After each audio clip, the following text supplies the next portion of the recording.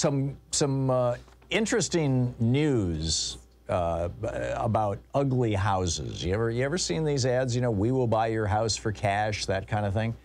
Well, Anjeanette Damon is on the line with us, a reporter with ProPublica who focuses on government accountability, and ProPublica.org is the website. And Anjeanette Damon, Anjeanetteddamon on Twitter, by the way, or at ProPublica, has just done a great report on this, the ugly truth behind We Buy Ugly Houses. Anjeanette, first of all, I hope I'm pronouncing your name correctly. Yes, you are. Okay, great. Thank you. Welcome to the program. So, ugly houses, tell us about this. Yeah, so it was the same thing. I had that curiosity, seeing those signs everywhere, the billboards, you get the letters in the mail and the postcards, you see them on social media and online ads. And I thought, well, who are these people? How do they do this? Like, they're going to offer me cash for my home and I can sell it real quick. So I, with my team of co-reporters at ProPublica, Byron Duncan and Molly Simon, we started digging into this about a year ago. Put a call out asking for people who have done business with these companies. And we quickly began to focus on a corporation called Homevestors of America, which bills itself as the largest cash buying homes for cash company in the country.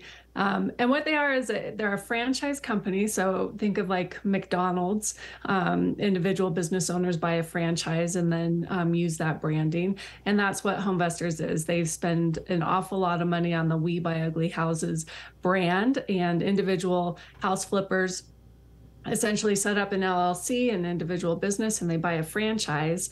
And that gives them access to the training materials of Homevestors. They learn how to do this house flipping thing, and they're plugged into this massive advertising apparatus that they really rely on to generate leads. So what's, I get it. On the one hand, you've got some people who are in distress. They need to sell their home quickly. They've lost their job, whatever, and they want to get the best deal they can. And on the other hand, you've got people who are interested, who have a little extra money and who are interested in investing in real estate. What's wrong with that? Yeah, I mean, that system works well in a lot of cases. Most house flippers are pretty upfront, including those with Homevestors. They say, we are a discount home buyer. You're going to be trading top dollar or top price for your house for convenience and speed. And so for a lot of people, that works pretty well. We found in our investigation that the type of homeowner who is targeted by the advertising, Homevestors advertising, are often vulnerable people, or they're in desperate situations.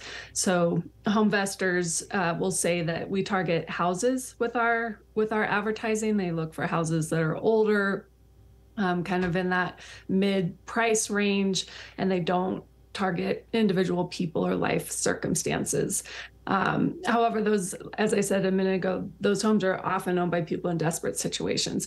And beyond just targeting houses, they also teach their franchise owners how to build relationships with others who are often in contact with people in vulnerable situations. So nursing home administrators or probate lawyers or divorce lawyers, trying to find what Homevestors will call people in ugly situations. Then they go and they teach their franchise owners how to find the pain of the homeowner, to kind of leverage that difficult situation that the person's in into selling their house. Again, going into this eyes wide open. It works well for some, but there's this huge information imbalance or disparity of information where the company, they're experts in real estate, and they target homeowners who, one, if they've owned their house for a long time, they're maybe not paying attention to the market. They really don't have a very clear idea of what the value is. And the house flippers are able to kind of focus that individual's attention on the dollar amount or the money that they might need to get out of their situation, and not necessarily how much their house is worth. Yeah, you tell the story, for example, of Karine Casanova, who bought a home in Baldwin Park, in 1961, owned it outright. You want to share that story with us? Yeah, so she's really an example of the type of homeowner who can kind of fall victim to some of these practices. She was, again, she and her husband had bought this house in the 60s. They raised their family there. She was within days of moving into an assisted living center.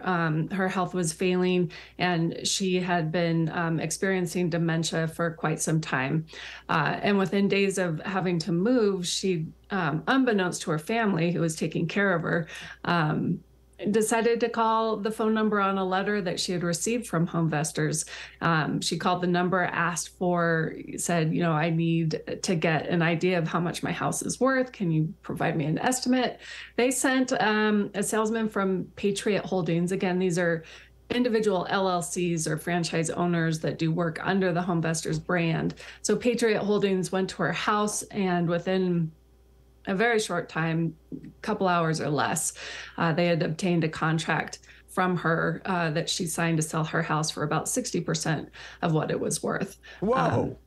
Yeah. And that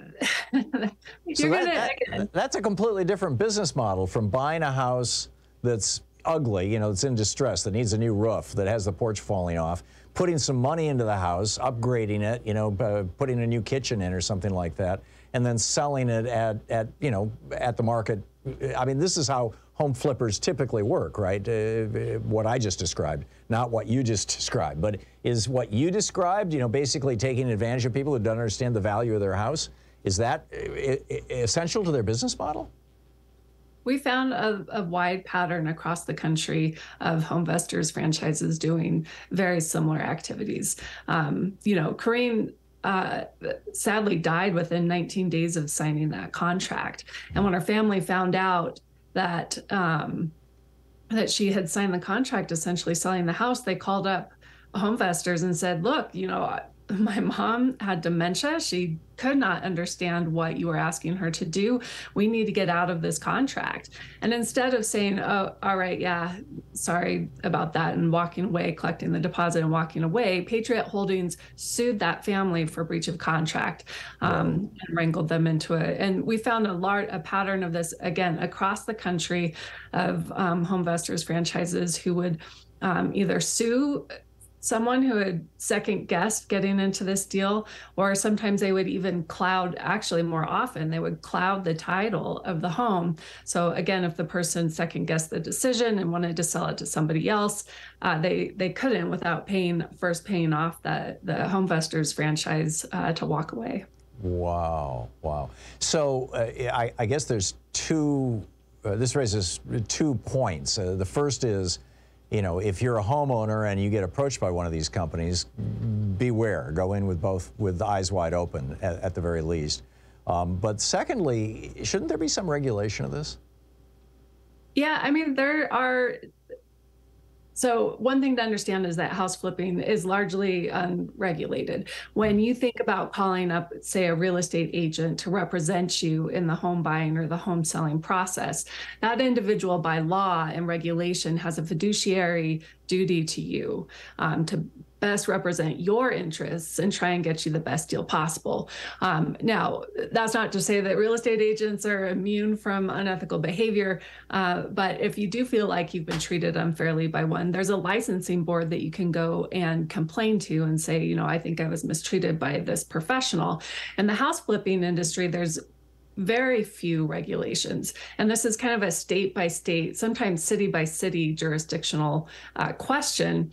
And so there's this patchwork of regulations. There are some states that have tried to enact some regulations. Philadelphia is an example of a city who has tried to go after this practice in order to provide some more consumer protections for people that do want to do business with house flippers. But again, I think there's kind of a lack of transparency around how these businesses operate. It, again, took us a year to do this investigation. There are few public records. Again, you talked about the house flipper that buys a house, fixes it up, and then sells it. Oftentimes, these flippers don't even take ownership of the house. They don't do any repairs. They simply get someone to sign a contract, then they sell that contract to another investor and take a, $10, $20, $30,000 cut of whatever that equity would be. So, you have some jurisdictions that are looking at that. Well, should that be a taxable transaction right there? Are we missing out on some of these real estate transfer taxes? So there are different ways that localities are trying to enact some rules around the practice. It seems like there should be some kind of national standards. Is there anybody talking about this in Congress? I haven't seen any talk in Congress about this. There are some pending bills in Congress that address more of that institutional investor buying practice. Yeah, the hedge funds are huge on this right now, too. Yeah. Well, and they come in and they buy up huge swaths of neighborhoods, and then suddenly they're the largest landowner or property owner in a neighborhood. And they turn them into rental properties. Right. And that's a different kind of issue. But it's possible that, Congress could start taking a look at this. But really, real estate has been the realm of local ordinances and state laws rather than federal practices other than the Fair Housing Act. It's an amazing story. You can read it over at ProPublica.org. Anjeanette Damon is one of the writers for this, or I guess the lead reporter with ProPublica, focusing on government accountability. Anjeanette, thanks so much for dropping by today. Great talking. Yeah. Thanks for having me. Nice meeting you. Thank you. We'll be back here on the program in just a moment. Are you arguing with bots on Twitter? This is the Thom Hartmann Program. Almost half of all the internet activity is actually automated. Stay tuned.